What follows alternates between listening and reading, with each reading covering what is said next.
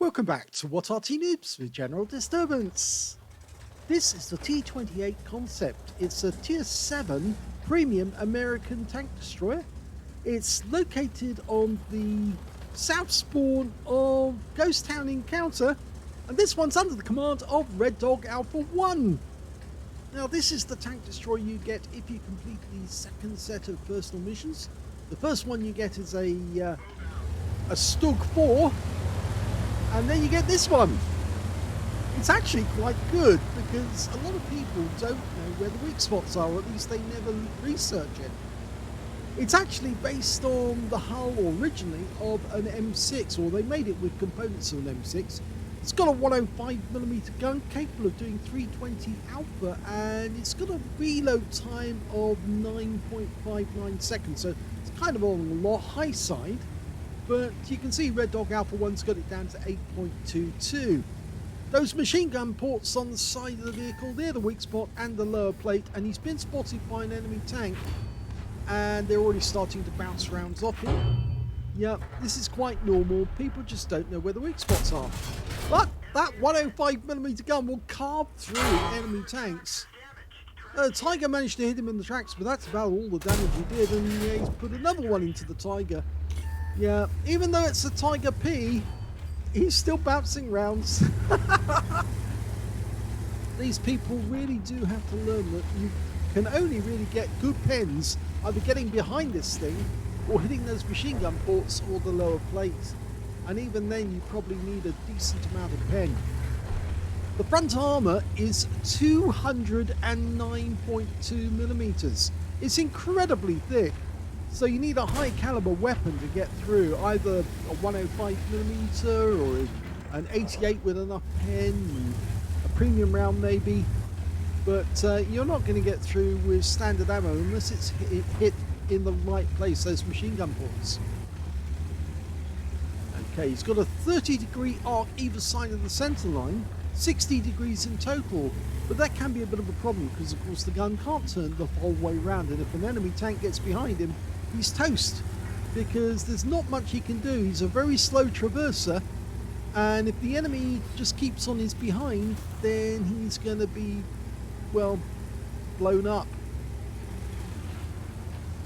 Despite that, I think it's actually quite a good little vehicle.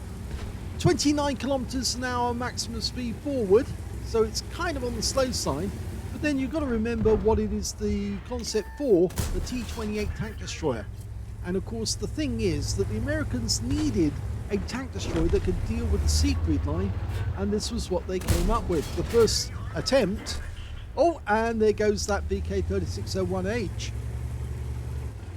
Of course the second attempt was a little bit better. That was the T28's, not the concept, no, what am I thinking of? It's the prototype. Which was a little bit better. It's an open top tank destroyer, but then of course they got to the actual T28 heavy tank, and that was a much better vehicle. But by then they didn't need it, because of course at that point in the game they conquered the Nazi Europe and it was all over, the war was over, and of course then it was just trying to design a vehicle that they could use against the Soviet tanks. Oh, lovely shot there into the Challenger, and he's gone with the next shot. So it's quite a powerful little tank destroyer, this. Oh, there's another one, the AT7 this time, and he's almost daring us to hit him the same way that our teammates were, but of course he'll bounce off us whilst we'll just carve straight through him, and we're auto-aiming onto him. Yeah, and those 105s are just going straight through, and he's just plinking on the front of our armour and not getting through. And even an M44 tried to hit us with an HE round there. Well, actually it was a heat round, sorry. The M44 tried to hit us with a heat round and he couldn't get through. Okay, well, the enemy just lost a Super Hellcat, which we spotted. There's the M44. Bye-bye. And there's another M44. Can we go for a double? Waiting for that reload. Here we go. Yep, that's the Pascucci's. Okay, there's only 3 enemies left. We've got a Challenger to our left. He's down the dip. He's gone. So all of the remaining enemy are over in this side of the map and we're driving straight towards them. We are capping, we don't need to. Here's one of them. It's the 87. Oh, it's a different 87, I think. Or was it the same one? I can never tell. Did they have two? Well, the last remaining enemy anyway is a T28-2. And Red Dog Alpha 1 wants a piece of him, but I don't think he's going to get there in time because I think his teammates want that tank instead. Is he up there in the corner? No, he's not. He's obviously hidden. Well, that's interesting, but we've capped out and that's the end of the game, so no more chance to get any more hit points. Here's the end of battle stats, and that was the second class tanker for Red Dog Alpha 1 in the T28 Concept. He managed to get a sharpshooter for getting at least 10 or more consecutive shots on the enemy, as well as a shellproof for blocking more damage, exceeding the hit points of his own vehicle. A master gunner for getting 5 armor penetrating shots in a row. Yes, he was having no trouble with his 105mm gun, and he got a fire for effect for doing more damage than the hit points of his own vehicle as well. He also picked up a bruiser medal for getting at least 5 critical hits, and he got 5 exactly. He got a Pascucci's medal because he killed 2 enemy SPGs, both of them the M44, one of whom tried to kill him with a 155mm heat round, and it still failed to go through the armor, as well as a cool headed for surviving 10 or more ricochets in a row, as well as a tank sniper for doing the most damage at least 300 meters. Firing at least 8 shots. And his win rate from that battle, 5,248, which is Super Unicum standard and a bit more. Let's have a look at team score. Well, there you go, right at the top of the table. Didn't get 20% of the enemy hit pool, that's why he didn't get the high caliber. 2,611 hit points of damage to Red Dog Alpha 1. Second highest damage went to the SU-100 with 1,832. And the third highest damage went to the Leon, his team, with 1,377. When it came to kills, it was shared between the SU-100 and T-3485. Both got 3 kills apiece. Red Dog Alpha 1 got 2 kills, both of them the Arty, and the T-25AT also got 2 kills. And only one member of the enemy team managed to get 2 kills, and that was their Super Chaffee, and he actually picked up an All-X medal, so obviously he was hitting higher tier opponents than himself. When it came to base XP, he's right at the top of the tree with 994, just under 1,000. Next highest was the T-3485 with 852, 817 went to the SU-100. He only fired 10 rounds in the entire game. He got 9 direct hits on the enemy and 9 penetrations, so it was only 1 shot that missed the target altogether out of that entire game. 2,611 hit points of damage, of which 1,952 were at more than 300 meters, so the vast amount of his damage was at long range as well. 10 hits received from the enemy. None of them penetrated. They all bounced. Yep, they just didn't know where the weak spots were. 1,400 hit points blocked by armor.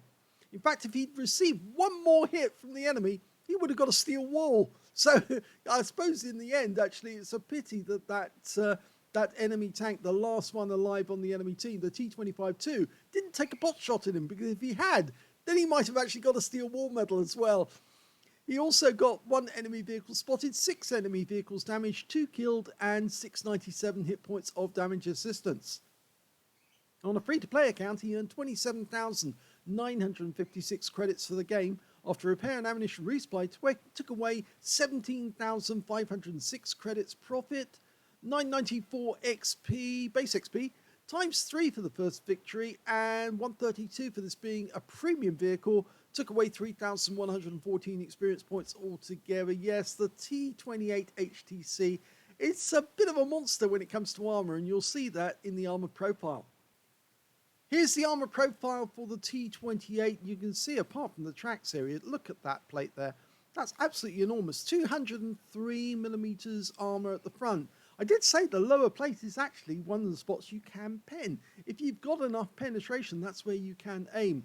But the easiest spots to hit are these weak spots here, the machine gun ports, because they're only 101.6mm, and even with the fact that they're rounded, you should be able to get around through that, even from a 75mm high velocity gun.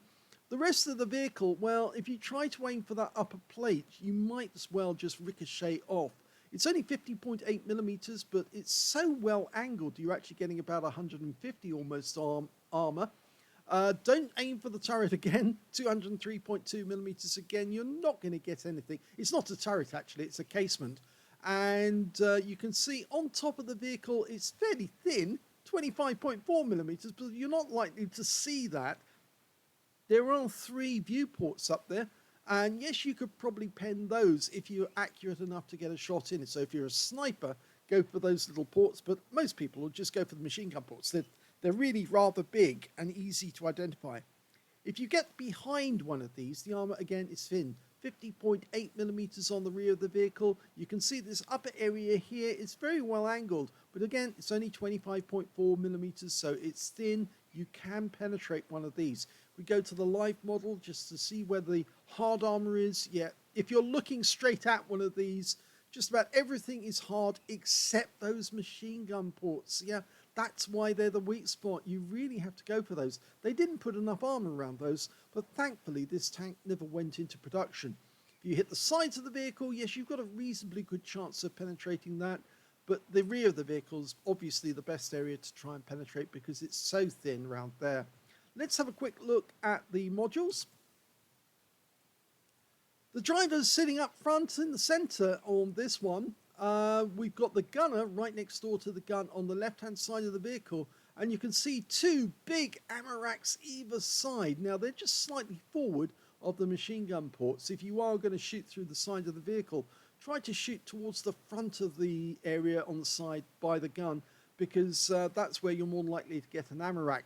The tank commander is on the right-hand side. He's got 2 loaders sitting behind him, shoveling the shells into the breech. The radio is actually behind the loader, which it should be near the commander, but it's actually behind the loader.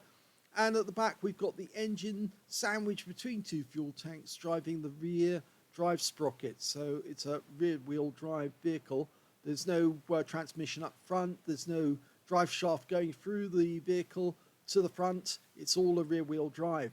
But that's the layout. So if you want to get a bang, you aim for just after the front area or where you see the gun, kind of the center of the tank, you might say.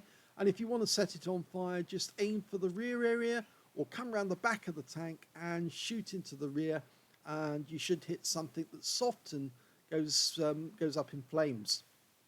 So that's the modules on the T28 HTC. I hope you enjoyed that replay. It was interesting seeing a T28 Concept again. We haven't seen one for a while, but they are quite a familiar and useful tank because it is a teaching tank. So many people just don't know where weak spots are. And the T28 does teach people to go and look them up, find out where these things are weak and then hit them. In fact, look up videos like this, which will also teach you where you can hit the enemy tank. If you enjoyed this replay, please give it a like. Do subscribe to our channel. Leave a little comment down below because it feeds the algorithm. And thank you for watching.